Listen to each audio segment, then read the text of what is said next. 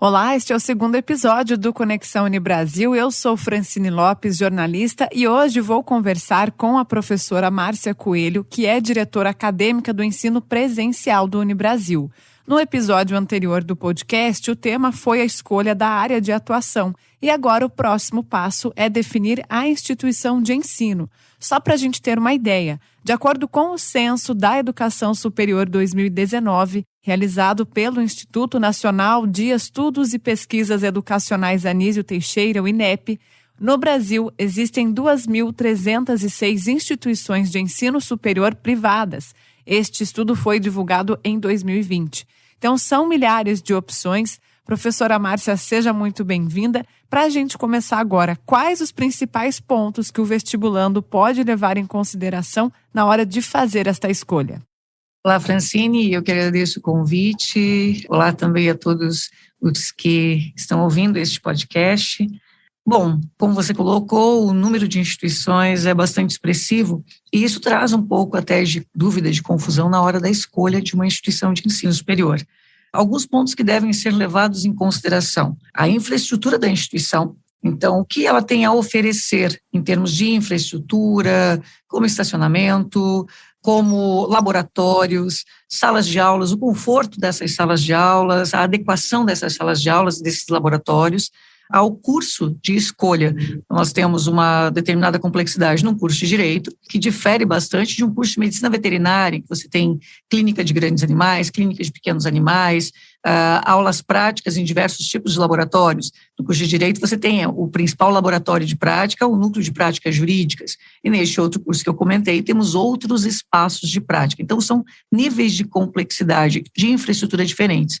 Então, é importante que o estudante, na hora da escolha da instituição, ele observe isso. Qual é a infraestrutura que essa instituição oferece para o desenvolvimento daquele curso, daquela carreira que ele pretende seguir no futuro. Outro deles é o projeto político-pedagógico daquele curso. Então, o que a instituição, o curso se propõe durante o decorrer dele, enquanto políticas pedagógicas, então políticas que interferem na aprendizagem do acadêmico. Então, se o projeto ele traz metodologias diferenciadas de ensino, o que torna mais agradável o processo de aprendizagem, também mais efetivo. Se este projeto ele prevê dentro de suas atividades de extensão, de pesquisa, qual é a complexidade destas atividades, o nível crescente de complexidade, porque de início ao final do curso você pode ir desenvolvendo atividades que verifiquem, que sejam atividades verificadoras do alcance das competências necessárias para o desenvolvimento daquela carreira.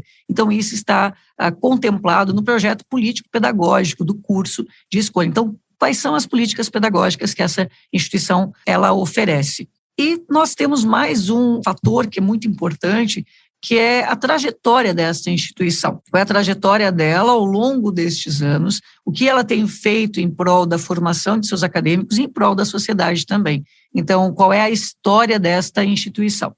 E, por fim, eu ainda coloco algumas atividades que são ligadas à conveniência do aluno, como proximidade de seu local ou de morada ou de trabalho.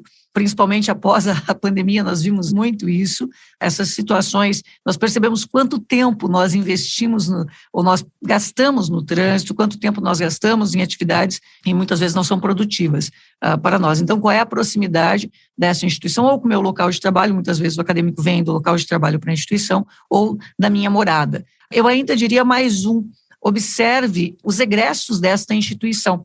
Faça uma pesquisa, onde estão os egressos dessa instituição? Que sementes ela plantou? Onde eles estão atuando? Como eles estão atuando?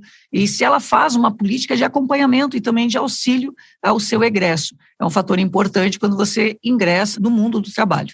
E no Unibrasil, além desses que você citou, Márcia, quais outros pontos positivos que o aluno pode observar ali na hora decisiva?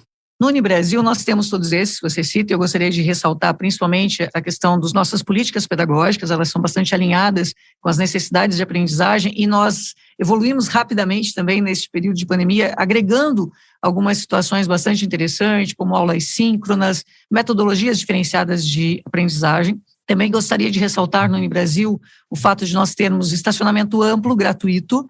Isso é muito importante, na hora que nós vamos lá, levamos para a ponta do lápis ou para a ponta da caneta para as contas, é importante que isso seja verificado, quanto isso é um fator de economia no investimento que é feito no ensino superior e também a localização. Eu acho que a nossa localização é um dos aliados à nossa infraestrutura, que é excelente, aos nossos projetos políticos pedagógicos, que são também de excelência, já atestados a sua qualidade, até pelos índices que nós conseguimos junto ao Ministério da Educação, também a nossa colocação, nós estamos muito bem atuados, tanto com acesso é muito importante, como o nosso entorno, que tem crescido bastante, principalmente por conta dos nossos vizinhos, como o shopping, o Jockey, e toda a infraestrutura no entorno do Unibrasil, que ela tem evoluído muito nestes últimos anos. E eu ainda colocaria um fator bastante importante, é a nossa atuação enquanto projetos sociais e projetos de extensão. Porque os projetos sociais, nós temos, exemplo, o Projeto Ampliar, é um projeto de educação bastante premiado, já premiado como o melhor projeto de educação do Estado do Paraná, projeto social de extensão do Estado do Paraná. Os projetos sociais e os projetos de extensão, eles agregam muito a formação do acadêmico. Primeiro, porque eles trazem a visão de cidadania, de qual é o seu papel na sociedade enquanto indivíduo transformador.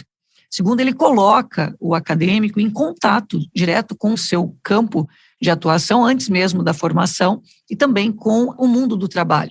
Então, as relações, principalmente aquelas relações multidisciplinares e multiprofissionais. Depois, no mercado de trabalho, nós não trabalhamos unicamente com profissionais formados na nossa área, trabalhamos com equipes de múltiplas atividades, múltiplas profissões. Então, estas relações, elas são muito bem fomentadas e observadas no Unibrasil, para que depois, no mundo do trabalho, este nosso egresso, ele tenha uma atuação de relevância e também de destaque. E para quem está nesse processo até de pesquisa, de cursos e instituições, como que a gente pode dar uma dica para o aluno fazer a avaliação do custo-benefício da instituição? Muito importante que ele observe os valores de mensalidades, são importantes, fatores de relevância, mas não só esses, muitas vezes nós vemos hoje com esse número de instituições, nós vemos alguns valores que são extremamente baixos. Não há milagres, não é? Meu avô, já idoso, ele sempre dizia, do couro sai a correia. As contas devem ser feitas, isso deve ir para a ponta do lápis. Eu diria, desconfie de mensalidades extremamente baixas e, lógico, mensalidades extremamente altas não cabem no seu bolso. Mas esse é um fator importante a ser observado, a mensalidade. Outros fatores que devem ser observados, aqueles que agregam custo ou aqueles que agregam valor ao seu curso. Exemplo, um fator que agrega custo, que eu comentei, do Unibrasil, nós temos nossos estacionamento gratuitos. Então, se você, essa instituição que você está observando, ela oferece estacionamento, se você vai de carro, ou se você usa uma carona solidária e você contribui com estes valores, ela está localizada em um ponto que seja acessível para você, ou do seu trabalho, ou da sua casa. Quanto tempo você vai investir na ida para essa instituição? Efetivamente, ela oferece projetos, ela oferece atividades de estágio, ela oferece campos de estágio, campos de extensão, porque se ela não oferece tudo isso, ou o aluno busca, o acadêmico busca por sua conta, ou ele tem uma formação que ela acaba não sendo tão completa assim. Então, eu diria que ele deve, na hora de escolher a instituição, observar a história dela, como nós falamos anteriormente. Exemplo, o Unibrasil, ele é uma instituição extremamente jovem, 21 anos de história, mas ela já tem muitas conquistas. Então, observe também junto aos órgãos reguladores, como o Ministério da Educação, quais são os conceitos dessa instituição. Então, vamos organizar essa ideia. Então, conceitos institucionais, junto aos órgãos reguladores, são importantes. A infraestrutura oferecida é importante. O custo-benefício, então, quanto custam as mensalidades e que benefícios este curso traz. A qualidade, ela tem um investimento. Qualquer instituição que traga fatores de qualidade, ela precisa investir nesses fatores de qualidade. Então, lógico que as mensalidades, se a instituição oferece fatores de qualidade, ela não vai ser a menor do mercado. Mas também, como eu disse, aquelas com valores muito altos, às vezes não cabem, realmente não cabem no bolso, e é possível manter uma qualidade de excelência com valores moderados. Eu diria que são essas. Aí, lógico, as políticas pedagógicas, as políticas de incentivo à aprendizagem, porque às vezes nós pensamos em fazer algumas economias, mas no final verificamos que não, isso não foi econômico, não nos agrega, os professores talvez não estivessem tão dedicados, o projeto pedagógico talvez ele não fosse tão adequado. Então, esses fatores, eles sim têm que ser observados na hora da eleição da instituição. Tem outro fator também, Márcia, que pode ser um gerador de dúvida ali, que é o medo do aluno de gostar ou não gostar do curso. Como que funciona no Unibrasil esse trabalho ali nos primeiros anos? Para quem chegar à conclusão que de fato não gostou da primeira escolha, existe a possibilidade de troca? Tem a possibilidade de troca, mas tem mais um fator que está dentro dessa visão de qualidade, colocava anteriormente, qual é o acompanhamento que a instituição faz do aluno depois que ele ingressa. Depois que o aluno ingressa, é importante que ela faça também um acompanhamento muito próximo nos primeiros períodos. Exatamente, Francine, para isso, para verificar se o acadêmico compreendeu qual é a real função dessa atividade que ele escolheu para desenvolver sua vida profissional, se isso realmente casa com as aspirações dele. E se não for isso, quais são as opções? Nós temos dentro do Unibrasil o nosso CEDIP, que é o Centro de Apoio Psicopedagógico, e nós fazemos o acompanhamento muito próximo dos nossos acadêmicos calouros, né, do acadêmico que ingressa na instituição. Até para o acompanhamento que a mudança, a transição, ou do ensino médio para o ensino superior há uma transição, há uma mudança, ou nós temos muitos acadêmicos calouros que estão ou entrando numa nova formação, uma nova profissão, ou não tinham o ensino superior e após ter desenvolvido uma carreira em outras áreas, resolveram sim partir para o ensino superior, então eles já têm certa maturidade e nós criamos com isso uma diversidade numa sala de aula. Temos alunos muito jovens, temos alunos já mais maduros, temos aqueles que já estão vindo com uma formação anterior e vêm para a segunda formação, e isso tudo ele traz, eu diria, um certo desconforto para alguns que adentram neste mundo novo. Então é importante que haja um acompanhamento muito próximo, e no nosso CEDIP nós fazemos isso, com acompanhamento de pedagogos e de psicólogo também, além, lógico, do apoio da coordenação de curso e dos professores, uma proximidade da coordenação e professores. Nós também, Francine, colocamos disciplinas, são chamadas de projetos integradores, desde o início do curso, e elas trazem um pouquinho da realidade do mundo do trabalho, do mundo profissional. Elas levam o nosso acadêmico a vislumbrar este mundo profissional por meio de projetos de extensão e de próprias atividades dentro dessa disciplina de projeto integrador. Então, já nos primeiros anos do curso. Por quê? Porque muitas vezes o jovem entra, eu serei fisioterapeuta. E ele já quer colocar a mão na massa, a mão no corpo das pessoas, já quer rapidamente ingressar em disciplinas ou atividades que são atividades já mais de competências de final de curso. E muitas vezes ele não entende que no início do curso ele precisa de disciplinas básicas, de disciplinas de anatomia, muita fisiologia, são disciplinas também interessantes, mas se nós não temos disciplinas de início de curso que mostrem muito bem qual é a atuação ou quais são as disciplinas que virão à frente, quais são as atividades que virão à frente, causam um certo desânimo no acadêmico. E às vezes muitos desistem de uma profissão que poderia trazer realização profissional por não compreenderem muito bem o seu curso. Francine, mais uma situação, claro. Essa última pergunta. Se ele, com isso, ele descobriu, não é esse curso que eu quero.